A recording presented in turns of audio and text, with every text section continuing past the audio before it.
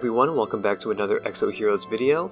Today we're going to be going over new Chapter 14 and 1st Anniversary Director's Notes. So, first starting off, let's take a look at this art here. We've got a cute little 1st Anniversary banner here. That looks nice. But more importantly, we have this. The 1st Anniversary Exo Heroes, and this is celebrating, of course, the 1-year anniversary of Exo Heroes release in Korea. So we have Dorka here, he's handing us a birthday cake, and I believe this is also what she's going to look like in her Fatecores, which we'll be talking about later on. So getting right into the content here, we have the director giving us his thanks, or more specifically probably the Korean players his thanks, for supporting the game, and as a token of gratitude he's prepared several events for us. The first of which is 11 free premium pulls. Now if you're doing the premium pulls, you're getting 11 heroes and a Moo. So 11 times 11 is 121. Considering the chance of Fatecores is 1% and the chance of Fated I believe is 3%, you should be getting something good over the course of this event, which is something to look forward to. There's also 1st Anniversary coupons. Now I'm not sure if this is referring to the current event running where you do exploration and you can get birthday cakes that you use in Door of Creation to craft certain items, or if this is going to be a completely new currency. We'll have to wait and see.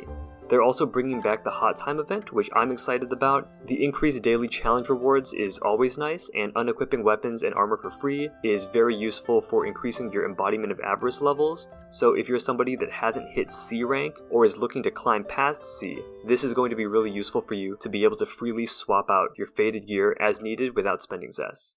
Attendance book renewal for returned users. I don't think that's terribly interesting. They've also prepared Liffy's gift for 7 days, including Dorka and Dorka's orange tier Fatecores.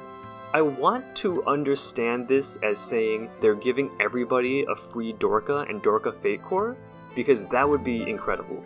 I mean, if you don't have Dorka yet, just having one is going to absolutely change your game. If you're at the 3 Dorka breakpoint, getting her Sig Force, that is also huge. Even though there aren't that many heroes from Bruin right now, it's an investment, and Dorka herself is amazing.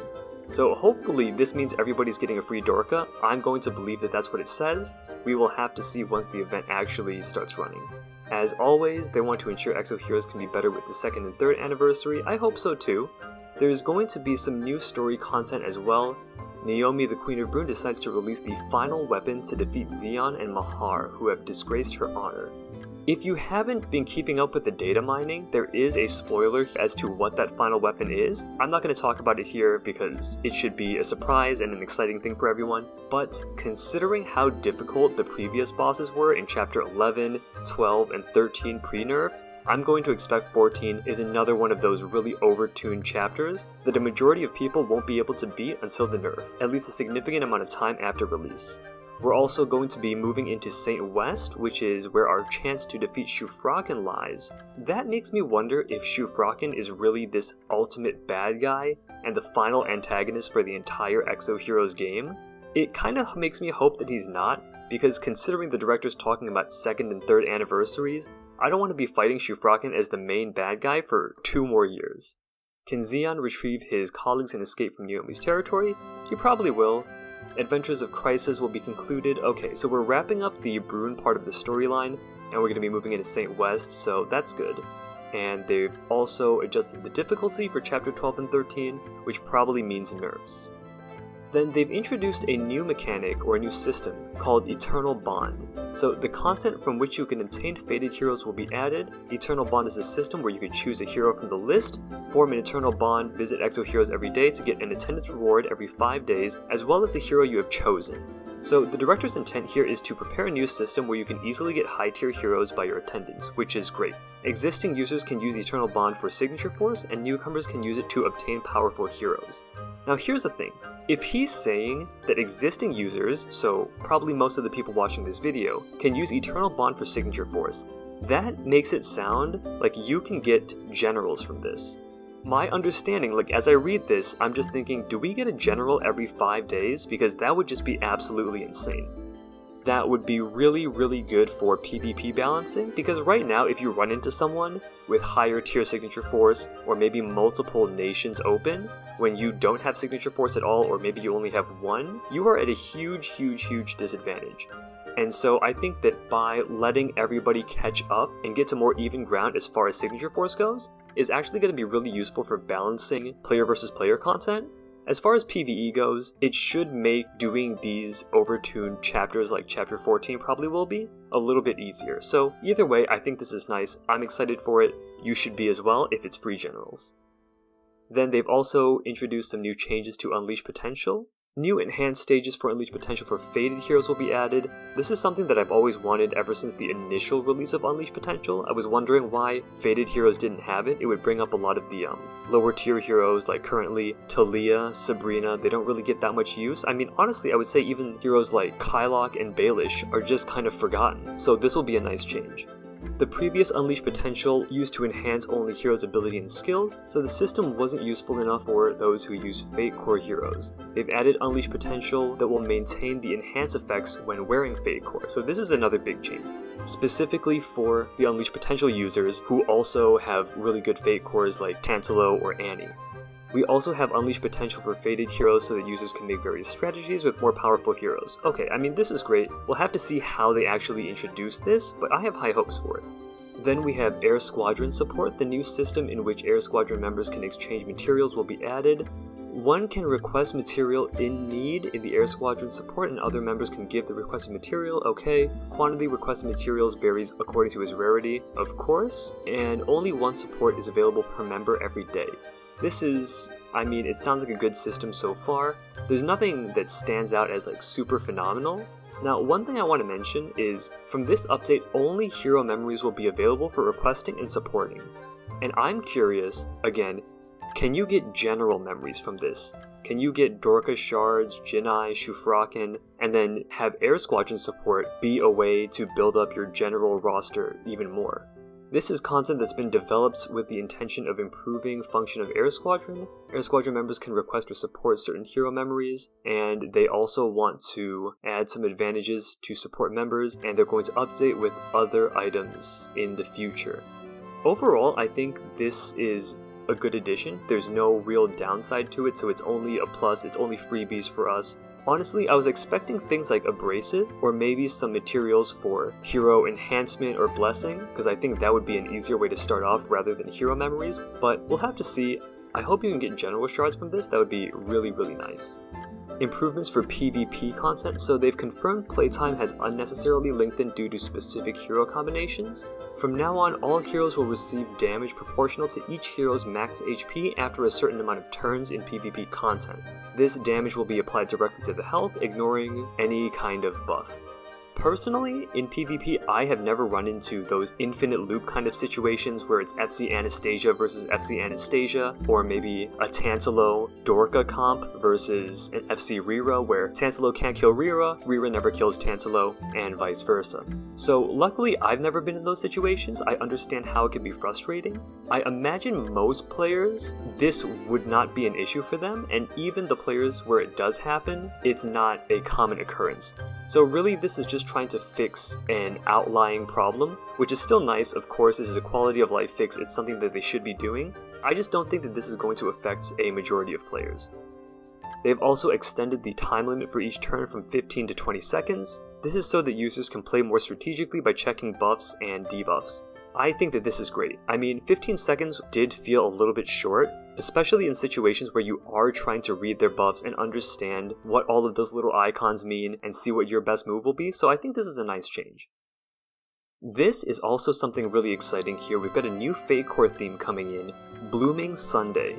And from what we can see here in the pictures, it's going to be Ledger, Jean, Chatty, Shell, and then somebody down here, I can't tell who it is. So we're going to start with these 5, and they're preparing this new Fatecore themed with the concept of growth. So soon you'll meet Exo Heroes' cute heroes, like these in the picture, and this time with their mature appearance. I'm not sure if this is going to be a sort of reverse world Fatecore, where you have these big manly men like Garth and Brooke turning into lollies, which, you know, I thought that that was interesting and honestly a pretty fun Fatecore line, so I'm curious to see if that's what they do here. The introduction of Jean into this Fatecores line makes me feel like it's just the same heroes but older instead of gender swaps, but we'll have to see. I'm really excited to see a more mature Shell or Chatty, I mean even Jean. This is going to be something interesting. I look forward to it, and I think that there's a lot of potential specifically with the passives here, so we'll have to see when it comes out. There's some other changes. Lucky Box, they've prepared a small gift for users who visit the shop every day. Visit the shop to get random gifts. Okay, that's fine. Again, more freebies is always good. Automatic daily quest, new function in which daily quests proceed automatically. Quality of life, but hopefully it's an option so players can choose to run them manually or do them automatically like this. Dispatch report. So what this sounds like as I'm reading through this is that essentially you can just do dispatch functions in the airship, world, and village.